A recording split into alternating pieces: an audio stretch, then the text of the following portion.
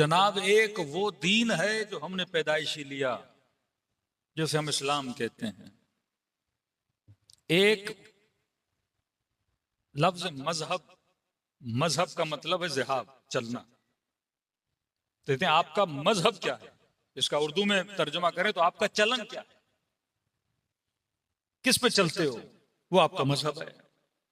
अमीरुल मोमिनीन की कई बातों पे चलते हो तो शिया मजहब है, अबू हनीफा की बातों पे चलते हो तो सुन्नी हनफी मकतब है। आपका चलन क्या है? अब एक हमारा वो चलन है जो हम बताते हैं कि हम मुस्लिम हैं, मकतब इस्लाम है। एक वो चलन है जिसपे हम अभी चल रहे हैं, वो किसी का सेकुलरिज्म है, किसी का लिबरलिज्म है, किसी का कैपिटलिज्म है। ये भी मजहब है। कि फरमाया आखिरी जमाने में लोगों का मजहब क्या होगा? फरमाया दीनुहुम दनानीरुहुम। ये रसूल फरमाते हैं आखिरी जमाने में लोगों का चलन होगा पैसा।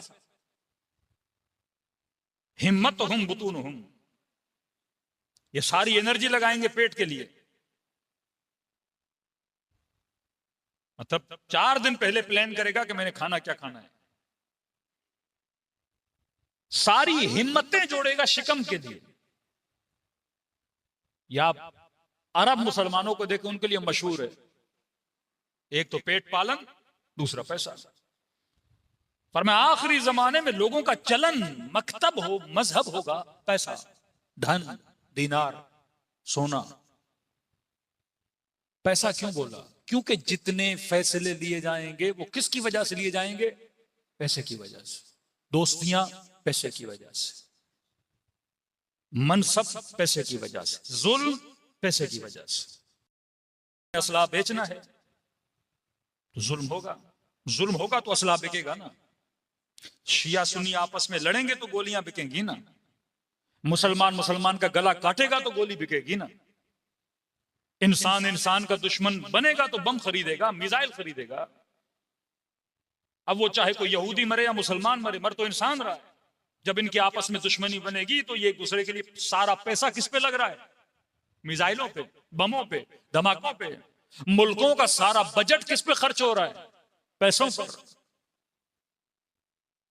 जब आप लफ्ज इस्तेमाल करते हो पावर पॉलिटिक्स, मतलब पावर क्या है? पावर आपको क्या देता है? पैसा, मकाम, मनसब, ये क्या सब क्या देता है आपको? सियासतदान को किस चीज की लत लग जाती है? पैसे की लत। तो मकतब क्या बना? पैसा। कत्ले अबा अब्दुल्लाह अल हुसैन। इब्ने साद क्या कह रहा है? शहरे रे की हुकूमत। इब्ने जियाद किस चीज के पीछे? मनसब। शिमर किस चीज के पीछे? पैसा। फरमाया आखिरी जमाना दीनुहुम दनारीरुहुम। देखिए, एक मुसलमान खातून हिजाब करती है, इससे काफर को क्या नुकसान है? भाई एक मुस्लिम लड़की है, सर पे दुपट्टा पहन रही है, बुर्का पहन रही है या बोरी पहने, जो भी पहने, आपका क्या है? उसकी इंडिपेंडेंट लाइफ है। मेरी मर्जी में दिशताशा पहनूं, पैंट शर्ट पहनूं, आपको क्या नुकसान है? कभी आपने सोचा एक सुन्नी से आपको क्या नुकसान है? एक शिया से सुन्नत को क्या नुकसान है? ये जो दुश्मनियां, नफरत इंसान अपने अंदर पालता है, कभी 5 मिनट के लिए सोचे, अगर कोई शिया है, मजलिस कर रहा है, मातम कर रहा है, मुझे उससे क्या नुकसान है? कोई नुकसान नहीं। एक हिंदू मंदिर में जा रहा है, मुझे क्या नुकसान है? मुझे नुकसान तब है मेरे घर पे आके आग लगाए, मेरा ताला तोड़े, मेरे पैसे चुराए। एक बंदा सबीले लगा के सबको पानी पिला रहा है, मुझे इससे क्या नुकसान है? मैं क्यों नफरत करूं इस इंसान से? फ्री में लंगर खिला रहा है, खाने खिला रहा है, मुझे इससे क्या नुकसान है? मैं इसकी दुश्मनी क्यों पालूं? आज आधे से ज्यादा इंसानों ने जो दिलों में दुश्मनियां रखी है, उनको ये पता भी नहीं कि मैं दुश्मनी क्यों कर रहा हूं। वो नफरत उसी इंसान को खत्म किए जा रही है। अक्लमंद तरीन इंसान वो है जो दिलों में दुश्मनियां नहीं पालता। आज अगर शियाबाज अकाबिरे मुसलमानों को नहीं भी मानता तो वो आज के मुसलमान से नफरत नहीं करता। भाई ठीक है, हम माविया तो नबी सुफियान को नहीं मानते, अब ये थोड़ी है क्योंकि माविया को मानता है मुझसे नफरत करें। नहीं, हम कारोबार भी करते हैं, हम काम भी करते हैं। लेकिन यहां मामला क्या है? अगर आप शियों की फिक्र से मुत्तफिक नहीं हो तो आप शिया से नफरत करने लगते हो, और ये नफरत इंसान की सारी एनर्जी को क्या कर देती है? तबाह बर्बाद। अब वो नफरत क्यों डाली जाती है? इसके पीछे पैसा है। मुफ्ती खरीदे जाते हैं, मौलवी खरीदे जाते हैं, फतवे खरीदे जाते हैं, असला बेचा जाता है, कौम परस्ती में असला बिकता है, मजहब परस्ती में असला बिकता है, फिरका परस्ती में असला बिकता है। पैसा, धन, दीन हुम दनानी रहो। और दूसरी तरफ मुहज्जब मुल्क जो खुद को मुहज्जब और एथिकल और अखलाकमंद सोसाइटीज मानते हैं, डेमोक्रेटिक कंट्रीज मानते हैं। अब भाई अगर कोई मुसलमान खातून हिजाब करती है, आपको क्या नुकसान है? सबसे पहले यूरोप में जिस मुल्क ने, बल्कि दुनिया में जिस मुल्क ने हिजाब पे पाबंदी लगाई वो फ्रांस था। भाई आपका मुसलमानों ने बिगाड़ा क्या है? और यूरोप में सबसे बड़ी आबादी जिस मुल्क में मुसलमानों की रहती है वो फ्रांस है। स्कूलों में पाबंदी लगाई, कॉलेज में पाबंदी लगाई, वर्क प्लेसेस पे पाबंदी लगाई कि अगर औरत काम करेगी हिजाब नहीं करेगी। अब 5 मिनट के लिए सोचिए, मैं अपने सर पे दुपट्टा रखती है कोई खातून, तो उसको क्या नुकसान है? कैपिटलिज्म। दुनिया में सबसे ज्यादा मेकअप बनाने वाला मुल्क है फ्रांस। मेकअप मर्द तो नहीं यूज करते, खवातीन यूज करती हैं। क्या हिजाब करेगी तो मेकअप कौन करेगा?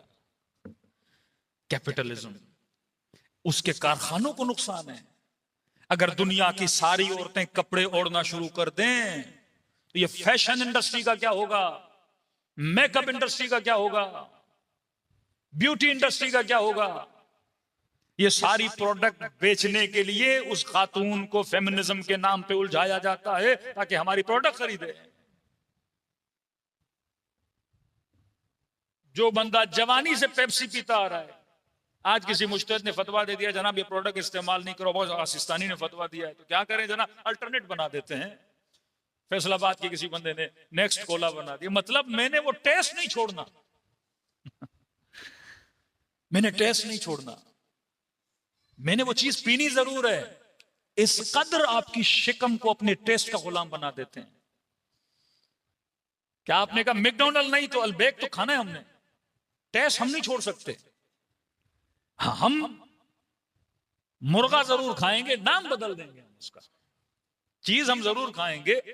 वो हर चीज में आपको ये मॉडर्न स्लेवरी, आपको गुलाम बनाया जाता है। इंसान जब अपनी फितरतों को न पहचाने, इंसान जब अपने मजहब को न पहचाने, हाँ, यौम नदउ कुल्ल उनासिम बिइमामिहिम, क़यामत के दिन तुझे अपने इमाम के नाम से उठाया जाएगा। तू चीखता रहेगा मेरा इमाम महदी था, अल्लाह कहेगा नहीं तेरा मजहब और था।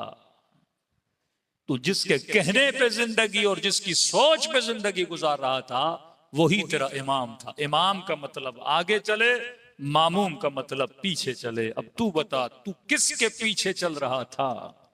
अगर फर्जंद ज़हरा के पीछे चल रहा था तो तेरा इमाम इमाम ज़माना था।